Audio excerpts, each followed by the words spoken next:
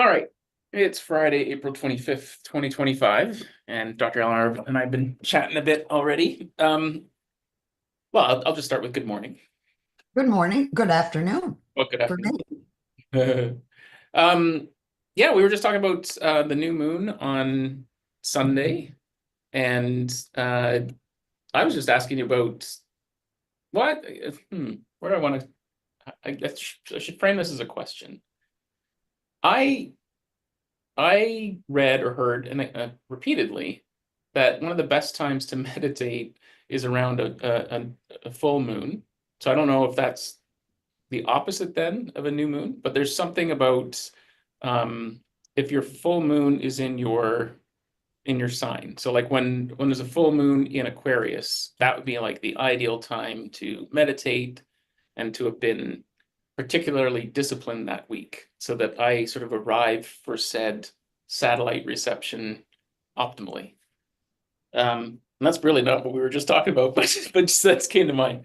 So, but with a new moon, and there's one on Sunday, is that the opposite? Like, don't meditate? No, No. a new moon means it's like a new beginning. Okay. It's a new chapter.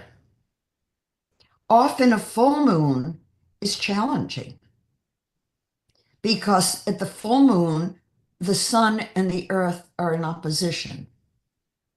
So it's going to pull the polarities within you. And so people on a full moon are often more emotional. They may be more reactive. And a full moon is a good time to start new things, So to even initiate.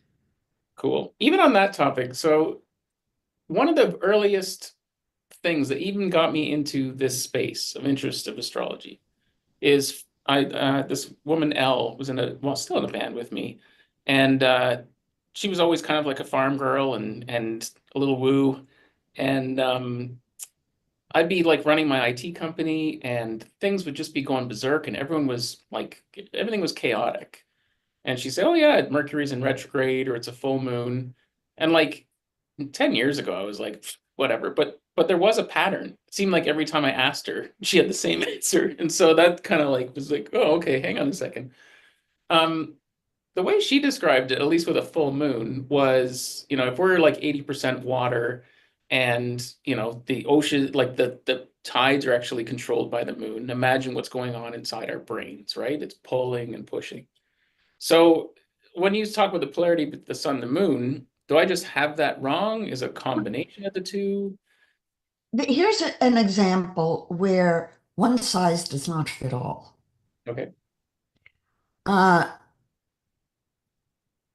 Someone like Marvin, who was born on a full moon, is much more affected by the moon than I am, where the moon was, related in position to my sun, but it's not especially effective. Hmm. And I don't especially get affected by transits. Mercury retrograde doesn't affect me. The full moon doesn't affect me. It's, the transits don't seem, for the most part, to impact me. Now, depending on who you are and what the configuration is in your chart and how open, how sensitive, how vulnerable you are, you might be affected. It's like any other psychological or consciousness component.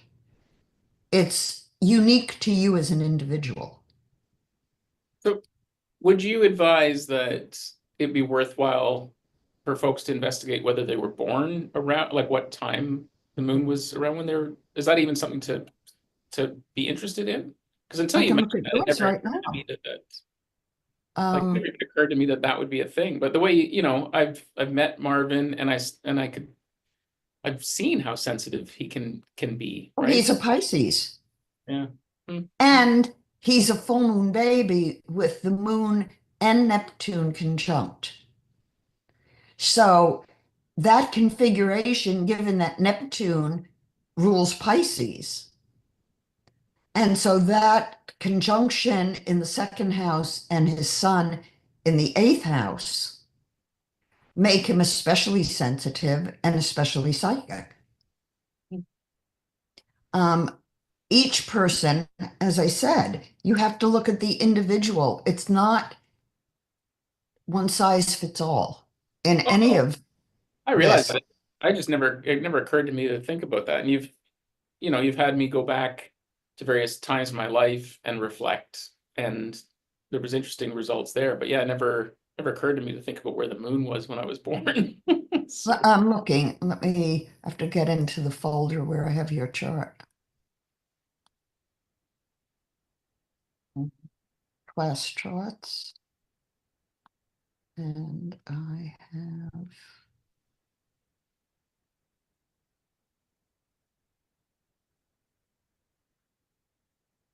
here we go. Here you are. Whoops.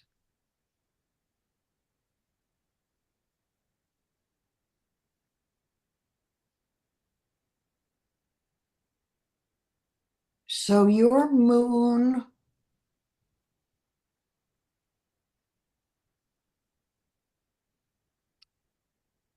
uh, your moon is in Libra, 21 degrees of Libra in the 12th house, and your sun is 15 degrees of Aquarius. okay. I don't really know So, what any of that means still, but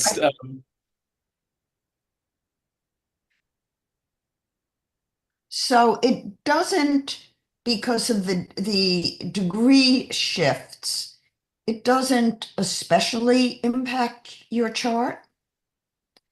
Um, it's much more that the uh, Uranus in Libra is conjunct your moon in the 12th house.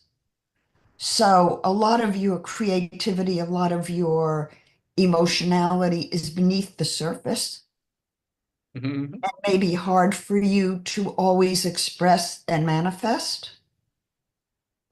And that probably came out of early parenting, where when you would say things that were innovative, original, out of the ordinary, um, you may have been pulled back from it in some way mhm, and either told it was wrong or don't, not now, or don't do this now.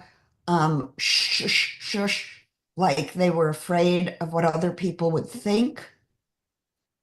Because the likelihood is that your north node conjuncts Mercury 5 and 6 degrees, and then your sun is 15. So it's a 10-degree arc, which is a very big space.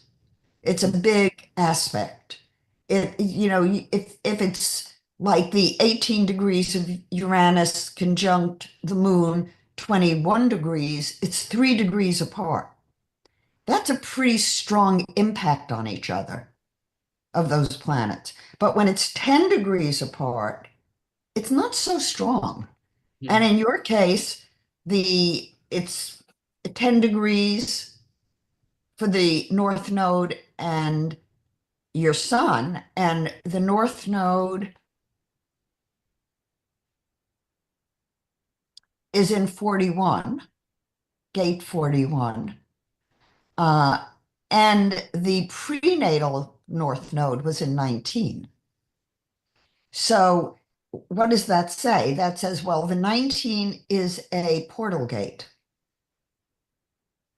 And the 41 is coming out of the root. And it can be something that wants to innovate, but can also be contracted. So my guess, given that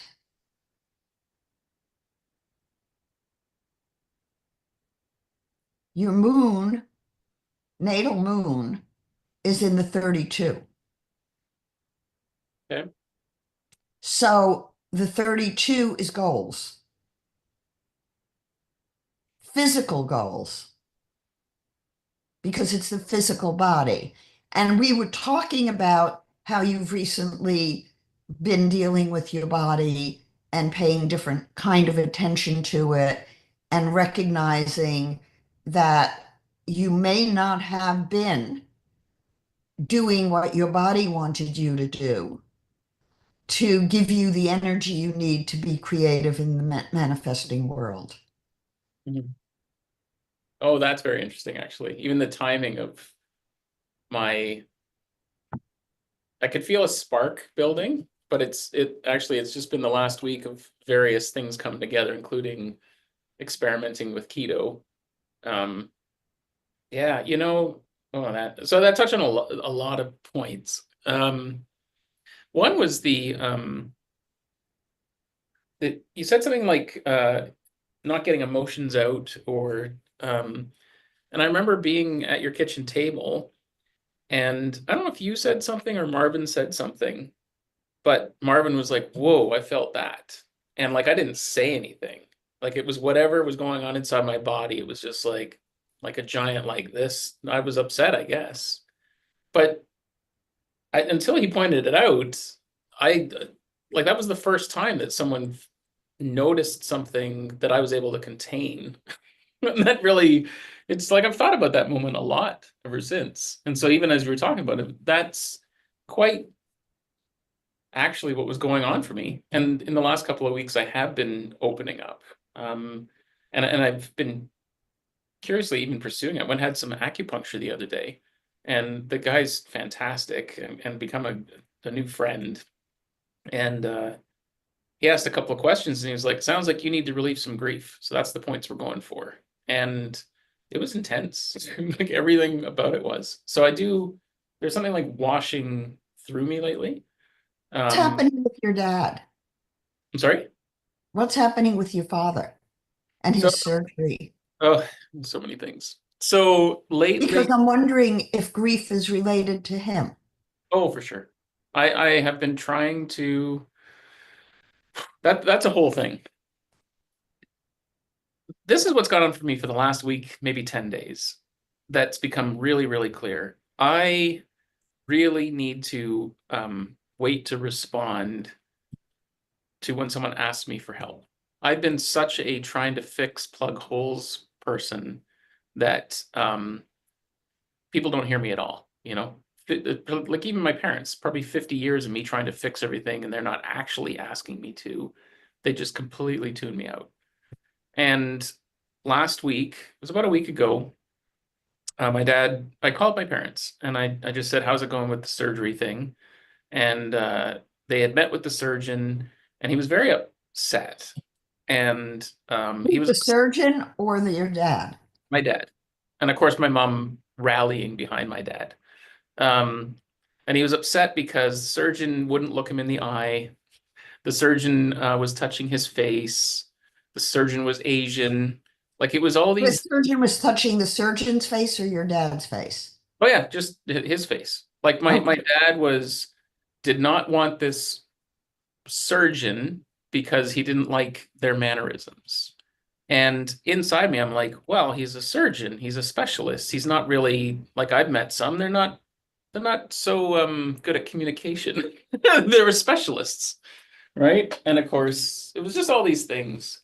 And man, I could feel myself wanting to just like, bah, bah, bah, this is why, this is why. And instead, I just let him talk it all the way out.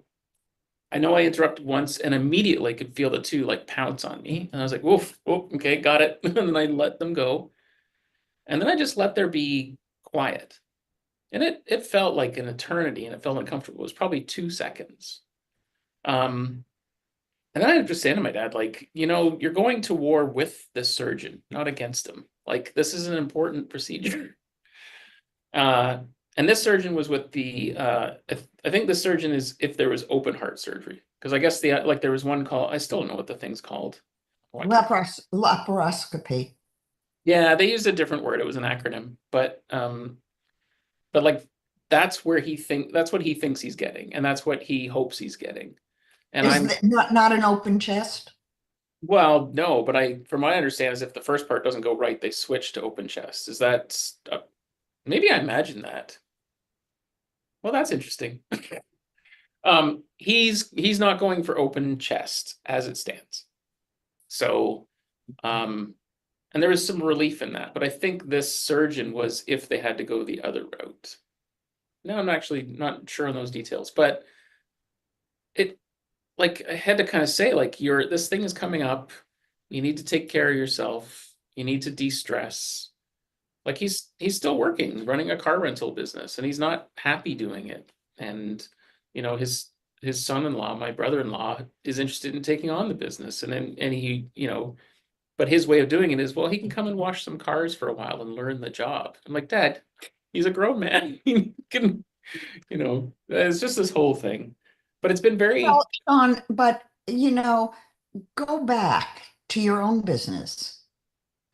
And your dad is saying he wants to make sure that the business is in good hands and that it's run properly to be successful.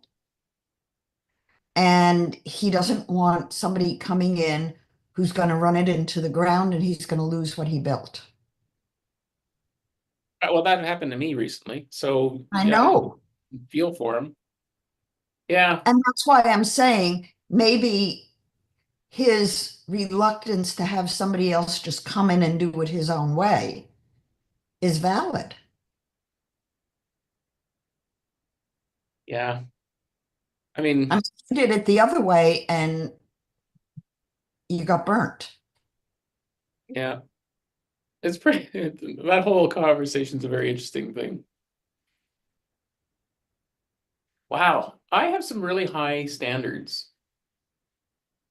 for technology and business and stuff. So when I let go of it for my own business and I couldn't oversee it, that was awful. I had to really let go, and then it did go in the shitter. So, see, I never used to think I had high standards. That's what's so funny to me. I kind of feel like I'm super relaxed, but apparently not. Hmm. Very, very interesting. What makes you say that? I don't know. So, what did your dad end up deciding? And when can he have his surgery? It sounds like it's July, but they might, if a spot opens up, it would be sooner. And then there was a whole conversation about a particular blood thinning drug that he's on that he would have to be off 2 days before. So that seems to be the new concern, is that they surprise him with this new surgery date and he hasn't been off it for 2 days. But I can't, and I think honestly, the way our medical system is here, there is nobody checking that. So I think my parents know that it's on them to do that, but then the hospital won't know. And if he hasn't come off it 2 days before, it'll get delayed again. Like there's a lot, I think in his mind, his life is on complete hold right now. Everything is just, Oh, if he has a heart condition and needs heart surgery, yeah, then he must be compromised in some way. yeah, yeah, no, for sure. I mean, it's a lot on his and her mind. It's a it's an interesting balance with them right now. They they're getting older and their bodies are slowing down. They've got 3 acres of land with horses and dogs and cats. And honestly, I think that's a big part of keeping them alive is they're outside, they're up at 5 in the morning feeding horses and moving hay and stuff. Mhm. Um, but How old are your parents? 78 and 76. I'd never get that right, but in that range, that ballpark. So yeah. And my dad's not someone that wants to be retired. Like I don't think he wants to step away from the business. And I know that about myself. Like I'm just kind of view myself as practicing retirement for the rest of my life. That's how I phrase it. Build a lifestyle that I like. Um, yeah. Hmm. Interesting. How is the health issues your dad's facing impacting you? Oh, I'm terrified. Does he know that?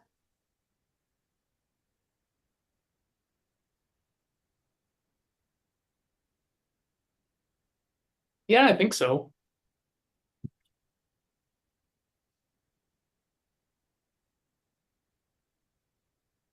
It's amazing, but when I feel my voice do this, that's when people listen.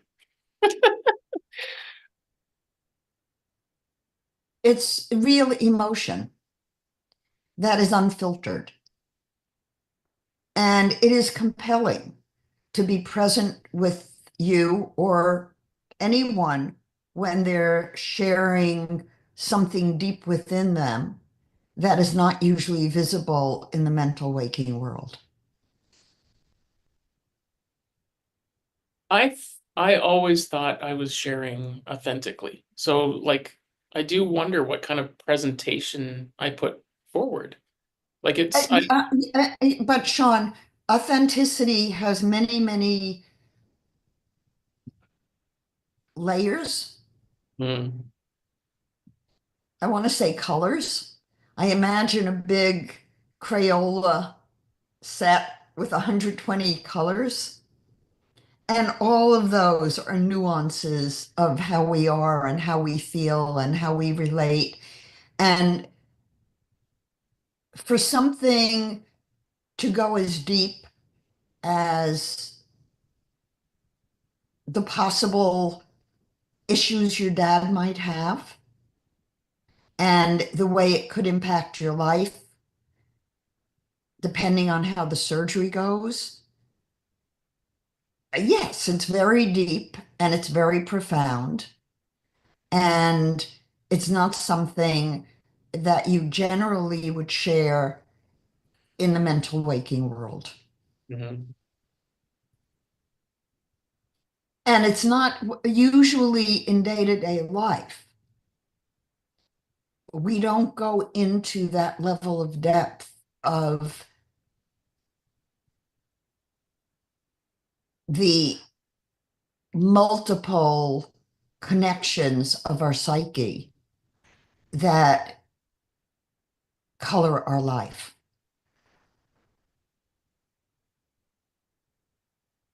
I Yeah. mean, there are passages in our life.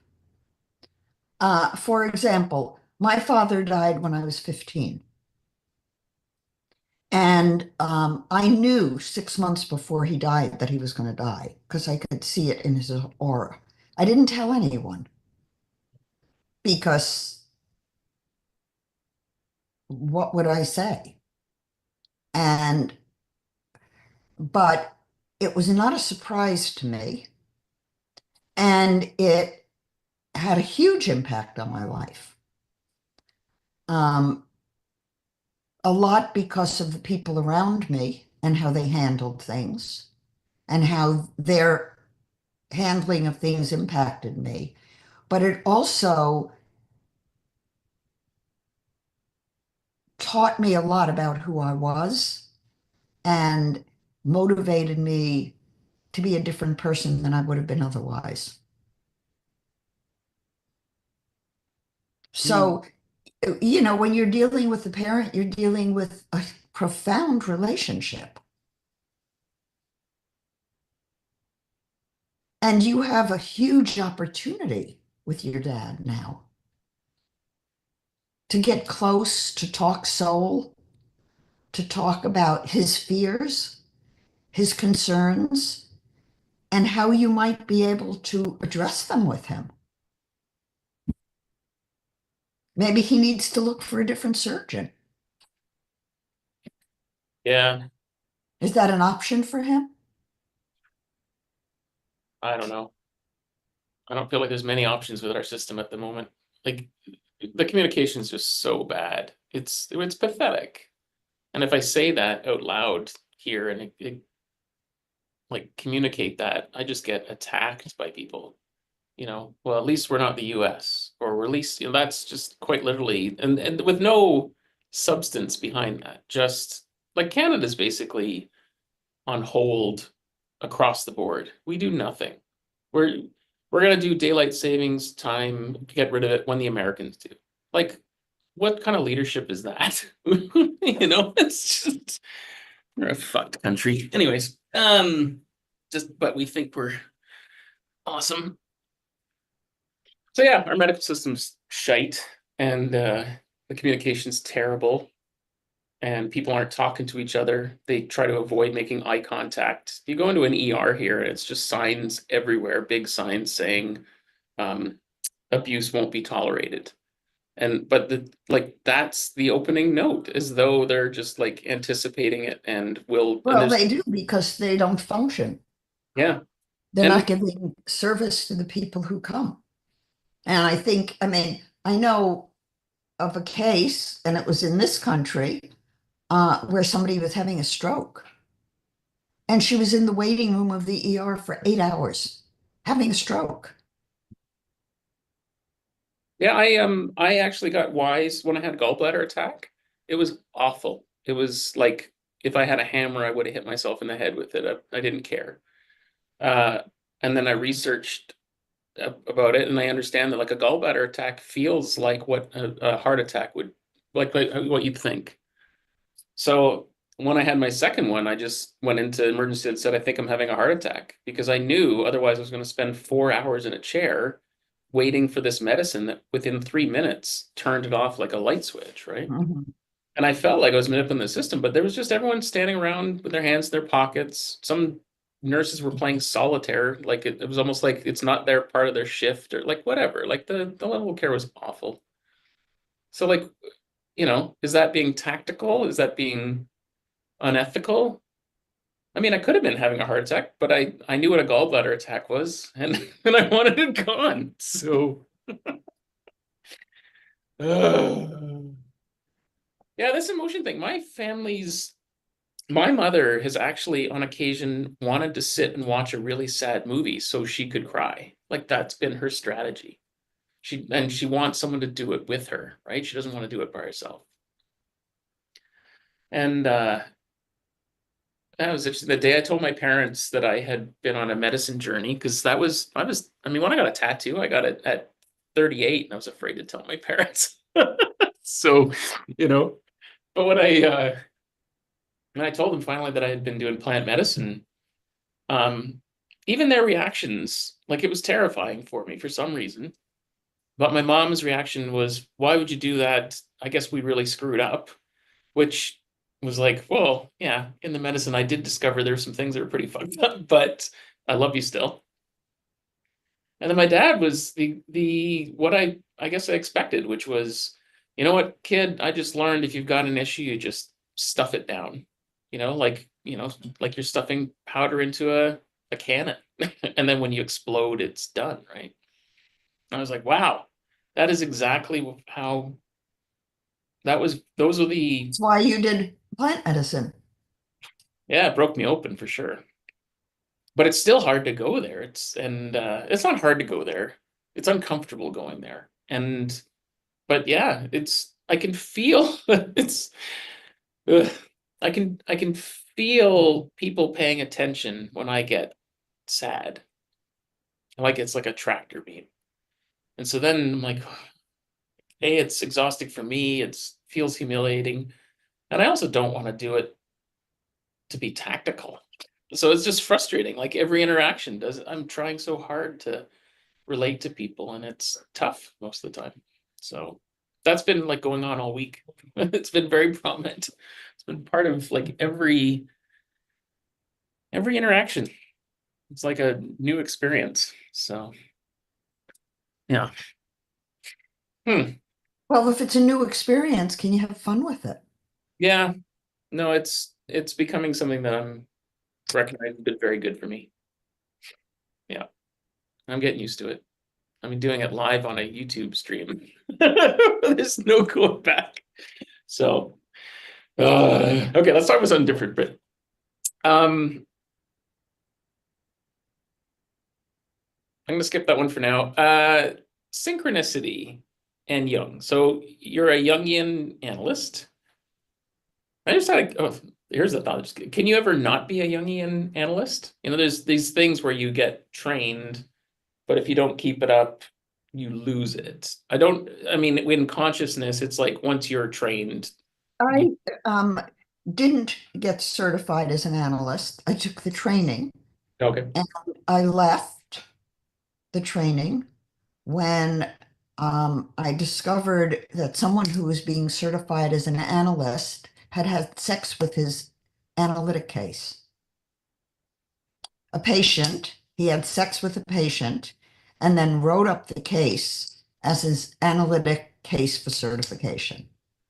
And the training analysts knew that he had slept with the patient, and they still certified him as an analyst. And he is to this day practicing as a Jungian analyst in the Chicago area. I mean, And it doesn't surprise I know of 3 patients he slept with. me. So when I saw that kind of lack of ethics, I did not want to be associated with the group. So I did take the training. I've read the complete works of Jung. I taught Jung when I was teaching college, and Jung talked a lot about synchronicity. Mhm. And synchronicity is, I always call it the hand of God, God's hand. That when you see things going on in your life, in your day, that confirm what it is you've been thinking, what it is you've been doing, what it is you've been, you could think about somebody and you go out to the grocery store and you run into them. Or I could be talking to you about um, open heart surgery and something could appear on my phone about new developments in heart surgery. Those are synchronicities. When the universe seems to support your train of thought, your train of action, what's going on in your life, or gives you a sign that says, yes, you're on the right track. That's synchronicity. And the more in the flow you are, the more those things happen all the time. Hmm. All that sounds awesome, but it also occurred to me like we're at a point right now where devices are listening and those feed systems that then when you open up YouTube or Facebook, it's presenting those things in front of you. Like I've had a lot of conversations with people where like I was talking to my friend about whatever, and the next day my Facebook feed and YouTube suggestions were all these things, but they never typed it. So it's like it's really clear that if you've got an Amazon Echo or Siri or whatever, and it's listening, it's passing that information up the stream, and it's, I All the mean, more reason to not use some of those things. oh, for sure. Yeah, I was always aware of it, but it was about a week ago. It was about a week ago. So like in the last week, I've gone keto. There's a bunch of stuff that's going on. But I went around like my phone. I was like, oh right, I forgot years ago that I set my phone to have Siri listen. Like I don't want it to listen. I want Siri, like I want to ask it a question, but now I have to click the button, right? It's a little bit distant. Uh, so I could see people, um, I think I was guilty of it, is thinking they're having synchronicities, but it's also that they're saying things out loud and it's being reinforced, good or bad, right?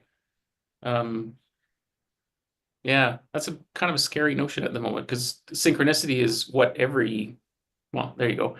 And clearly I'm curious about it because half my YouTube videos that pop up on my feed suggest are young and synchronicity, but of course this is my interest area. Yeah, wow.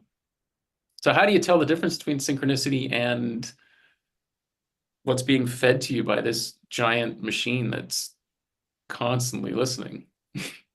You listen to yourself. Yeah. You ask, is this me? And I did that, that was really useful when I went and did that house sit a month ago. Like I was, again, I did this house sit with someone else's pets. So I had animals to meditate with and keep me company. But I remember like I was there maybe 10 hours and I found myself wanting to reach out to friends. Like I was lonely. And I just kind of powered through it for 2 days. It was really, really hard. So I think we almost all need a detox, um, just to check in with that because we're just pounded by um, media and everything. And I overall, I, I was such an early adopter to having a cell phone, to being in the internet. Like right since the beginning, I was on the A ground. techie? Yeah. And so completely unaware that it was absorbing so much. And then when I pulled away, and I'm still a techie, so it's still everywhere, but I got reasonable internet hygiene. Um, I see everyone else where I was 8 years ago, 7 years ago, and they just can't see it. So yeah, it's a wacky, wacky time. I seem to experience everything first. That seems to be my specialty. But what? I seem to experience a lot of things first. That seems to be Mm. my specialty. I always seem to be a little ahead of my time. And then, but I think now I recognize that I do that, which is good because I would burn out and then everyone else seemed to think it was a good idea later. It's been challenging. Yeah, even with my dad, the family dynamic in his family was if they didn't weren't getting along, they just don't talk to each other. So like his Mm. do that for weeks. They'd live in the same place and he was a single child. And but like Wendy and I had we got married in Vegas, which was very inexpensive. So her dad loved that because he didn't have any. They still threw like a little reception afterwards. Um, but my parents didn't like that very much at all. But when we did that, we ended up with some money. Like people gave us enough money. And in 1995, it didn't cost nearly as much to enter the housing market. So I think we borrowed like 10 grand from Wendy's dad and we bought a house. But it was over my dad's dead body. Like he was like, this is a bad idea, don't do it. And just didn't talk to me because I still did the opposite. So I like went 3 weeks without talking to him because I didn't take his advice. And the frustrating part is he then encouraged both my sisters to do it. So I had to like pay the price of being ostracized. And then later it was just a good idea with no explanation, no like, okay, you were right. Did you ever talk to him about it? No, I would But now. you were hurt. Oh yeah, yeah. So why don't you tell him? Well, I've called him on it since. So there's been course corrections over time. But yeah, it was terrifying for some reason. Not terrified anymore at all. I also don't want to just keep pounding him with corrections while he's waiting to have heart surgery. So that's not even corrections. It's just like trying to chat things through. So Did the hmm. doctor think they could do it without opening the chest? Is he a good candidate for it? That's what I understand. I get it secondhand, but I think like they're either have decided that that's the only thing that's going to happen because that's how they keep saying it to me, and I keep kind of pushing for like make sure that you're taking care of yourself before you go because I remember what you were saying about Marvin and just the aftercare that would be really bad. And my mom, I'm worried about my mom because two of them are managing this farm at their age. It's not a farm, but it farm-ish. And if all of a sudden he's got a much longer recovery, that's going to take a toll. Well, the probability is if they think they can do it without opening the chest, the likelihood is they know what they're doing. And that would be a pretty simple surgery. Mhm. Yeah. But I assume you'll be there with him, with your mom. Uh, I could ask them. Yeah, yeah. We haven't, Well, well, there's no, like the date keeps shifting. I don't even think they believe that's the date at this point. So that's part of the problem. It's just there's no reliable communication. But I'll check in. I'm gonna check in with them today. It's time he to certainly, I assume, would be there the day of the surgery. if that's what they want. Yeah. Yeah, I'll ask. Thank you. And then, depending on how long they keep him, somebody's going to have to stay with him. You can't leave him alone in a hospital where they're not going to give him care. Yeah. Yeah. Yeah, it's interesting. I find myself feeling like this is not going to sound right, but like my life's on hold because I know I need to be there to support them. So I'm feeling free to move, but restricted at the same time. So it's everything feels like a strategy lately. Mm. Mm. Okay. Back to synchronicity. I want to get off that dad topic a bit. Um,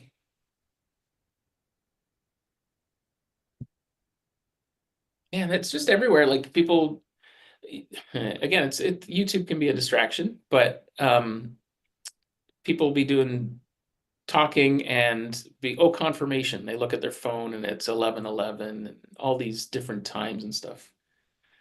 I've come to realize that I almost seem to know what time it is. Like I can almost just look at, be like, I bet it's 11:11. I'll go look. It's that kind of. So I kind of sensing that at least for me, I've got some sort of timing that when I'm on, and there's a real awareness. Hmm. Do you pay any attention to I guess what they call magic numbers, or when they see, No, and you never have? no.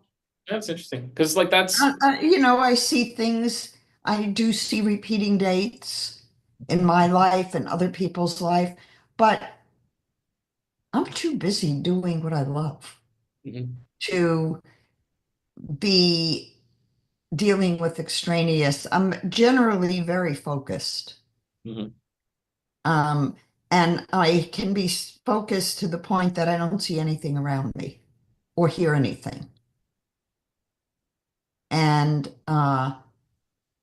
like this morning, I uh, somebody didn't show up for an appointment, and I just pulled out a document and started proofing and editing it for publication. And I didn't hear anything or think of anything else. It was like I was totally focused. mhm. It's a good gift for me to be that focused. Yeah. And I do have the ninth hexagram in my lunar chart, keeping still mountain. Yeah, I have the 9. And certainly when focus comes, it's like it's powerful. Like all sounds But stop. you have the 34, 10, 20. Mhm, You're a manifesting generator in your human design chart. And that energy to do is always pushing you. mhm, I'm a manifester, but I'm not a manifester because I'm a lunar generator. So I always have to wait until I know because I know. Whereas you might know in the moment, but that doesn't mean on the deeper level it's right for you. So for someone like yourself, the importance of the noble energy maps or human design is to say to you, take your time, mhm, look at where the energy really aligns with who you are. mhm. Yeah, that's been going on for me a lot this last couple of weeks too. One thing I realized I was always doing is I would always ask people, um, how are you first, even complete strangers. Hmm. And it occurred to me that, I'm using up a bit of energy, a couple of words, uh, but I'm also inviting a response Mhm. that take me off track. Um, so I've been just, Depends what track you're on. yeah. I mean, it's certainly a question to ask if you want somebody to talk to you, Mhm. Yeah. but not if you want them to ask about you. Well, and maybe that's what it is, that's interesting too. If I'm busy and someone asks me how I'm doing, I'll say good, but it's because I'm busy and I need to keep going. But I would prefer to answer, I'm struggling right now. And if I say that, quite often the other person is also just going through the motions like I used to, which was, it seemed proper to ask people how they were doing. Like that was my job. And I'm starting to realize that's not necessarily my job. My job is to be present when I can make an impact. So that's been huge. It's strange to learn that in your 50s. Um, yeah, so I just find my interactions with folks lately are really challenging me. Um, at In pickleball, what way are they challenging? I'm starting to recognize how little people notice that I exist. But when they do, it's a big deal. Um, Case in point, like I was at pickleball the other night, and I think I do find myself wanting to make eye contact and connect with somebody there. And everybody's just busy doing their own thing. Um, and one fellow a couple of times I just tried to like engage with him. Nothing. But later I asked him, he said, "Can you remind me what your name is?" And he's like, "I'm Dwayne. Like, I know your name is Sean." And I was like, "Whoa, hang on. This guy's never taken a moment to get to know me." And I just felt like, great, good at remembering names. I'm trying to have a connection with you, and you're acting like I don't exist. And then I was like, why am I always trying to, I don't know if it's be appreciated or I just care about people, I guess. But I give a lot of energy away. So I'm really starting to recognize I need to conserve that so it's available. And the synchronicity seems to be if I just sit tight and I mind my own business, before I know it, someone just walks up and it's always an amazing interaction. Like I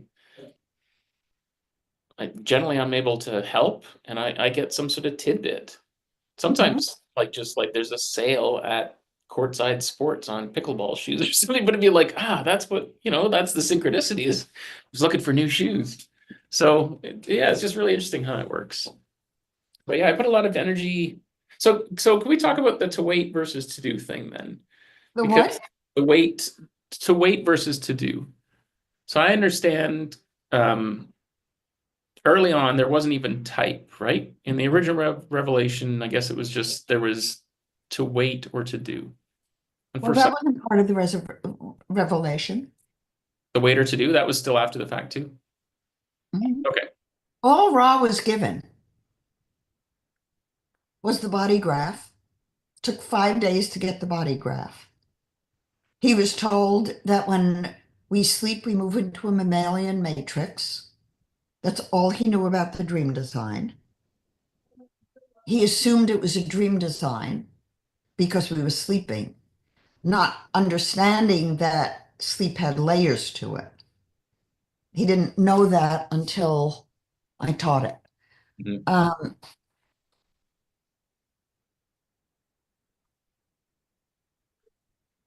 what was in the black book was the only thing the voice gave him. And I believe that that was even an iteration beyond the pure voice. I was gonna say I've been starting to look into it, and it seemed quite extensive content wise, considering 5 days of it was look. dude, this is the body graph.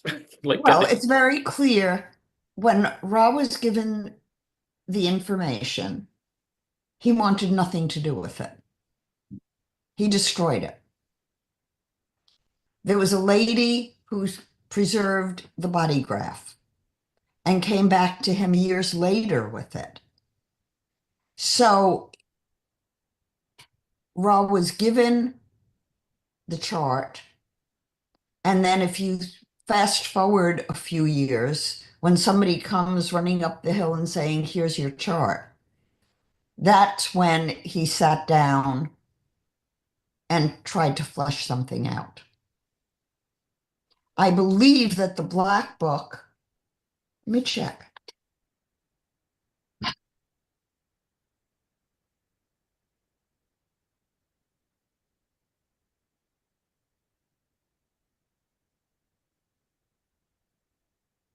This is the Black Book for anybody who hasn't seen it. okay. Yeah, I've got a PDF of it. Presumably it's intact, not adjusted, but This was published by New Sunwear Ibiza in 1991. So this was 4 years after The Voice. right. Um, So was that before Zeno and Chaitanya then? what? Was that before Zeno and Chaitanya, or would they have been Yes, yes, it was. The book was written to be published by a publishing house, I believe in Germany. And the publishing house, the last minute, pulled out of it, told him they weren't going to publish it. And Jurgen worked for the publishing house. So Jurgen said, I will quit and travel Europe with you. And they did. And from 91, when this was published, until I met Ra in 96.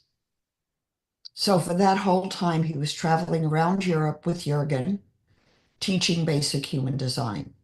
Mm. And I don't know how he taught it, but he would talk in English and Jurgen would translate. Jurgen used his inheritance and his family money to fund Ra. And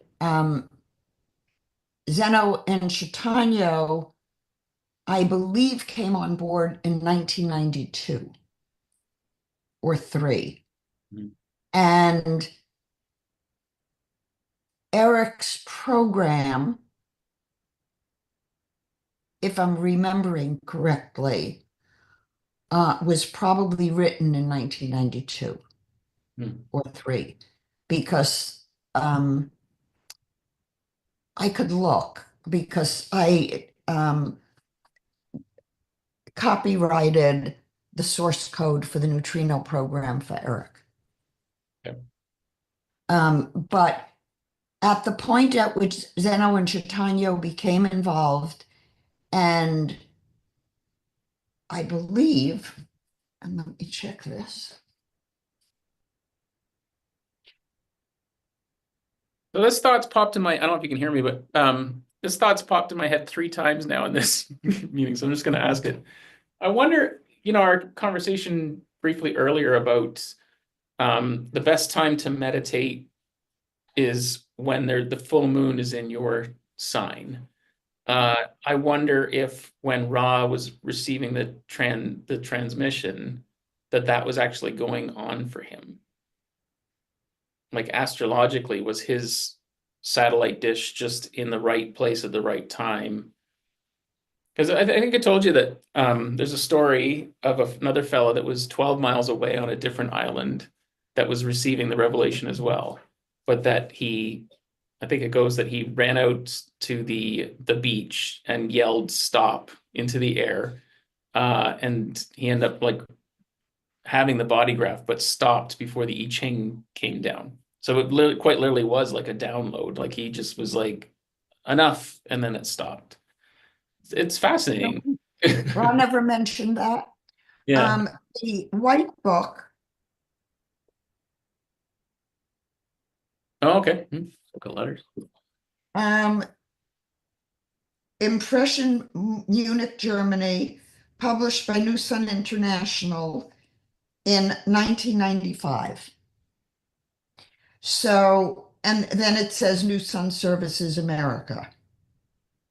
And it claims that this image was all rights reserved, copyright.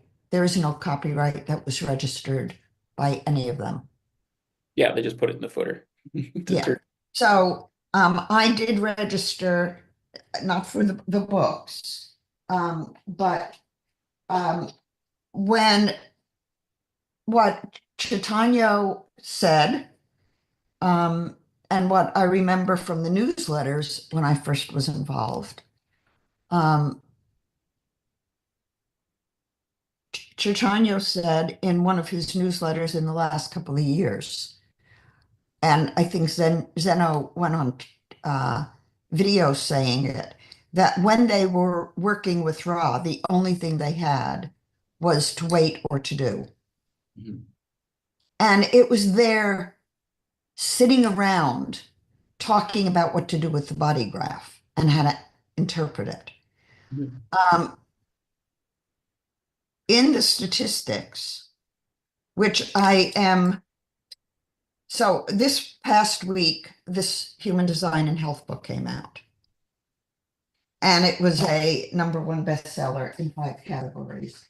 I just authorized for this, the science, which is a document that is currently about 50 pages. Um, I've just authorized to put that into a book form and publish it.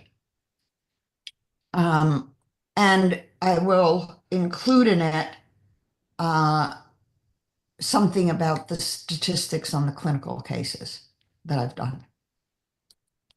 And I'll do an actual count um, of what I have, of the cases I have in my I did do a case book early in the 90s. Mhm. I mean, early in the 2000. I had 100 cases, I believe, that I had commentary for. But I don't know what Ra was given by the voice and what he was not. His stories often changed. He was not an honest human being.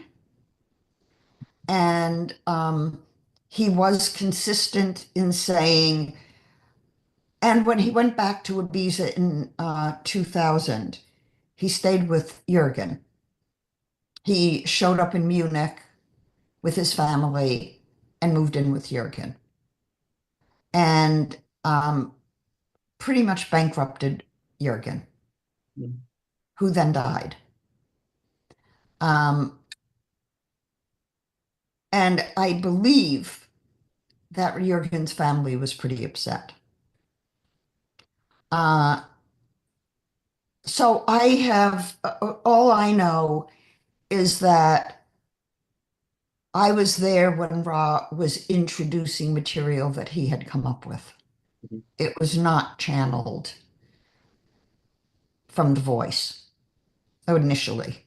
For sure. And all these people involved would have brought their own perspectives, their own bias, their own experiences. And so we're all receiving this information and yeah. It's really good to get back to the basics. There's not a lot of folks that I'm finding that are too truly aware of the Black Book, I don't think, based on like it's only people that have been doing this for a long time that say, have you looked at that? Um, I Well, mean, that's the source material as close as we can get to it yeah, without interpretation. It says these gates mean this thing, these channels mean this thing, here's where they are. That's it. yeah. I've never used the I Ching interpretation from Ra's books Mhm. because he was not an expert. And I studied the I Ching in my Jungian training. And we used the Wilhelm book because Jung wrote a forward to that I Ching book. You're talking about the Book of Changes? Yeah. The Okay, yeah. I just didn't recognize the name. Or my brain started thinking about a different Wilhelm. Um, cool. I mean, I have so many questions, but the to do or to wait thing, because you were saying with the 3410, the 3420, like you've been absolutely correct, and it's been hugely helpful um, around decisions that are spirit based. Because I can make decisions really fast. And I've had people comment that like they don't know how I came up with it and I was correct. But when I'm incorrect, I'm spectacularly incorrect. But I'm sure at the time I was just trying to please someone or trying, you know what I mean? It wasn't me. I was parroting what my accountant said. Or Well, but aren't you pretty open in parts of your chart? well, in the mental world, my head, ajna, and heart are open with no gates to or from. And that was fairly informing for me. The way I Oh, no, you have a open solar plexus in every oh, it, single chart. it's yeah, it's open. I just what seemed significant for me was the head, ajna, and heart didn't have any gates to or from. Like it quite literally is just this. I'm assuming that just all options are open and or Well, but women. Sean, you have the prenatally, your solar plexus is open. Mhm. It's only postnatally that you get the solar plexus, which means that you have to be really careful that what choices you're making are not based on reactivity. Yeah, I wasn't even aware before. I think it was just so fast or so automatic or habitual. So it's when I slow down, when I But breathe. you see, that's the reason you need the multidimensional perspective. Mhm. That for someone like you to be told that you're a manifesting generator and that you can manifest anytime, basically, um, is completely erroneous, disempowering, and what's the other word? Almost like disenfranchising you from yourself.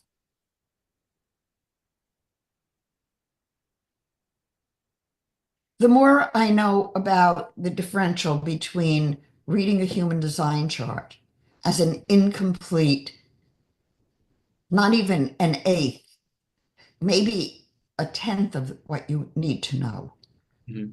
It's the human design chart is such a what you're basically telling somebody is to live in the mental waking world and to forget about everything else. And my goal is to tune people into the spiritual world because, in my view, from a clinical and psychological perspective, we are spiritual beings, as said in the Tree of Life in the 32nd path, coming into a physical form as a light body.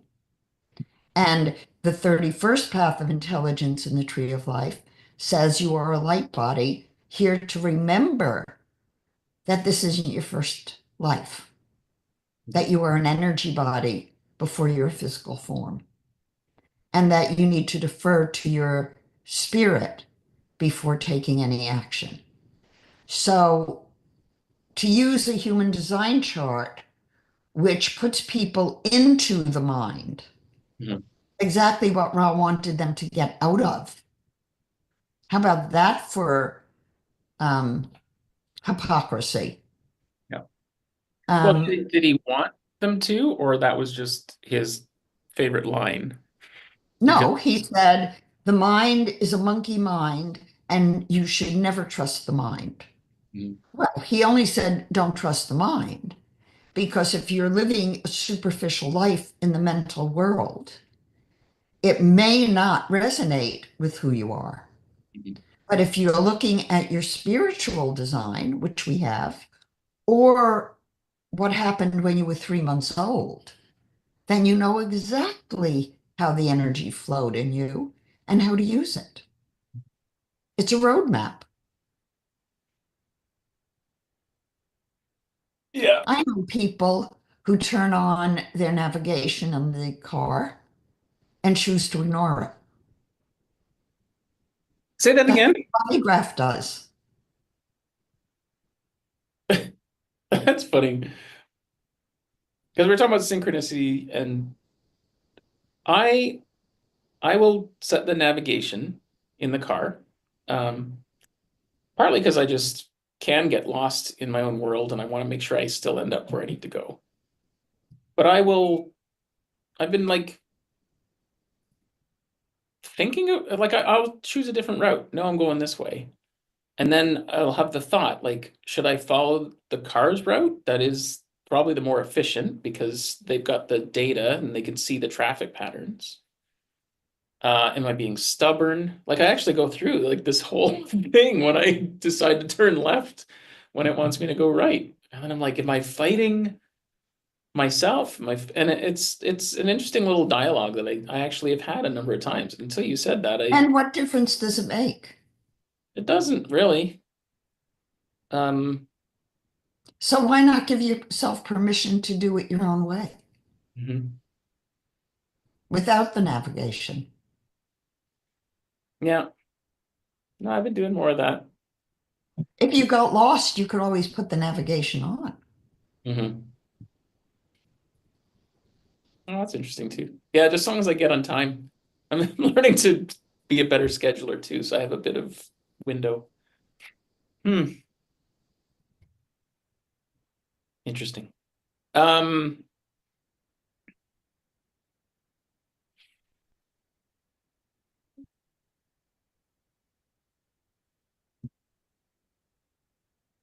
okay, new topic. Flirting. You, Okay. it was a couple of weeks ago. I can't remember if it was in one of our chats or in class or on the webinar, but I think you even suggested flirting, like in the context. Have you, and to me, the word flirting seemed like you don't do that. Like, and as like with me as a married man, don't flirt. But I think I mentioned to you earlier, like yesterday, I was like revisiting that. If one of my values, and I told you I went through my sort of values exercise, and one of them was playfulness. It's for whatever reason that play, that curiosity, the unafraid to ask questions. And honestly, very similar to the Little Prince, right? Like that's all the Little Prince was doing was saying like, why? And I have lots of whys in my head all the time, so I gotta watch it.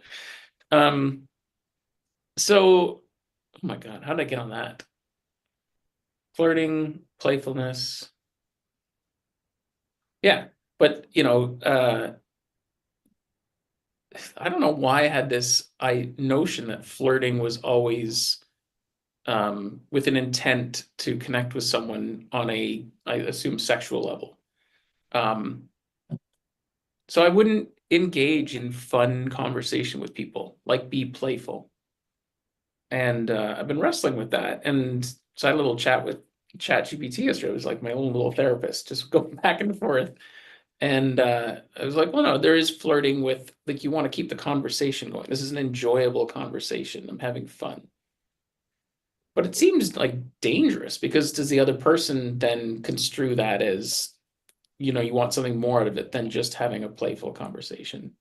And so I've noticed that I've been playing with that, like even at even unconsciously, just like I really am minding my own business. If the waitress or waiter comes up, um, I'm not sitting there worried about when they're going to arrive and ask me for my next food, if that makes sense. I think I was just always ready. It was always like, oh, here she comes. Like it was like procedural.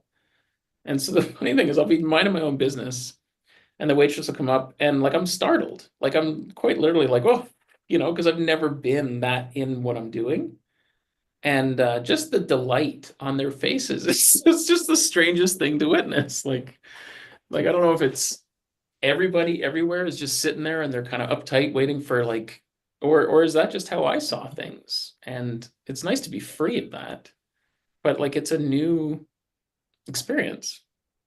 Um, yeah, so I wrote down like, what's the difference between being playful in a conversation and flirting with the person? Your I, intent, I'm sorry? your intent. Right. Yeah, absolutely. Well, my intent is to honor my relationship with my, Playfulness will not have sexuality in its energy field, but flirting for sex will have sex in the energy field. oh, And that, there's a difference. mhm, You can flirt playfully or you can flirt sexually, hmm. and they're two completely different animals. Yeah, I think before I viewed it as flirting with any woman was like not okay, not allowed. Like it was terrifying. So I just stopped, like I wasn't having fun conversations with Well, people. over the last 60 years, um, since the 60s, the culture has increasingly censored freedom of expression. And I use it as freedom of expression because it's not just speech. It's people having the freedom to relate to whomever they want, however they want, as long as it's not abusive and not hurtful. Uh, Sexuality became um, problematic because it was abused. And so I think it was probably more abused in the media and in the movie industry, television industry than anywhere else. Um, and the a lot of the media was encouraging promiscuity and open sexuality and devaluing the family. Mhm, Some of that was coming out of the political arena where funding was being given to universities and they were invested in keeping their funding. mhm, So a lot of harm came to populations that could have used the funding, but the money was misused because the data was fudged. mhm, And I'm not speaking theoretically. I'm speaking having been in a university where I watched the data get fudged. mhm, Because if they fudged it, they could get Head Start money. And if they didn't fudge it, they wouldn't. mhm. So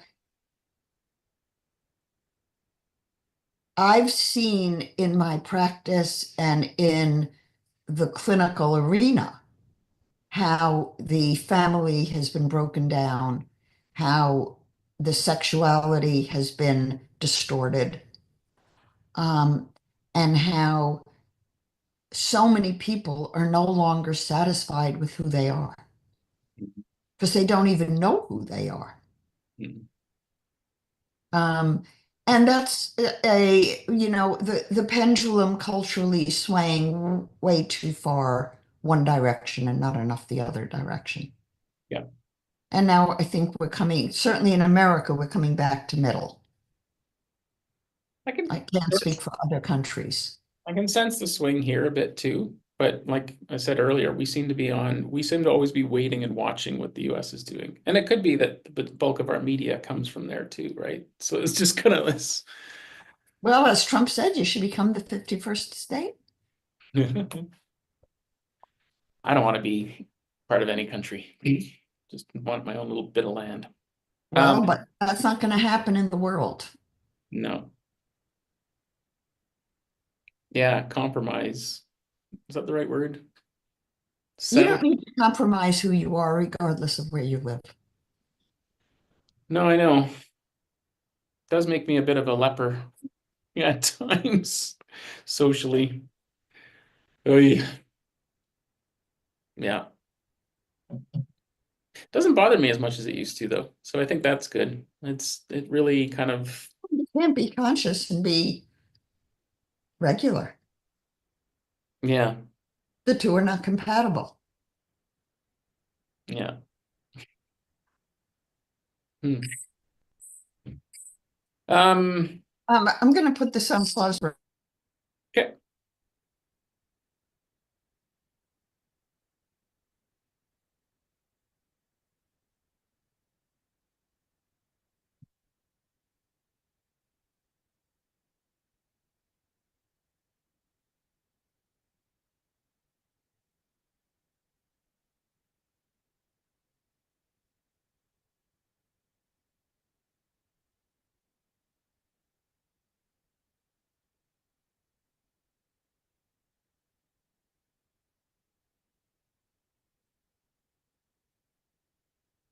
I think you're still muted if you're talking to me. Oh, there you are. My grandson called, so I will call him back when we finish. Okay. Do you have any energy to keep going, or do you want to get in a swim? Or I Oh, I'm feel going to go swim. Yeah, I'm going to okay. go swim today. Well, if you're good, I feel like I've processed a ton of stuff here. I kind of need some time to Okay, integrate. we can stop. Let's Yeah, stop. yeah, I really enjoyed chatting today. Yeah, that was cool. All right, I'm Okay. gonna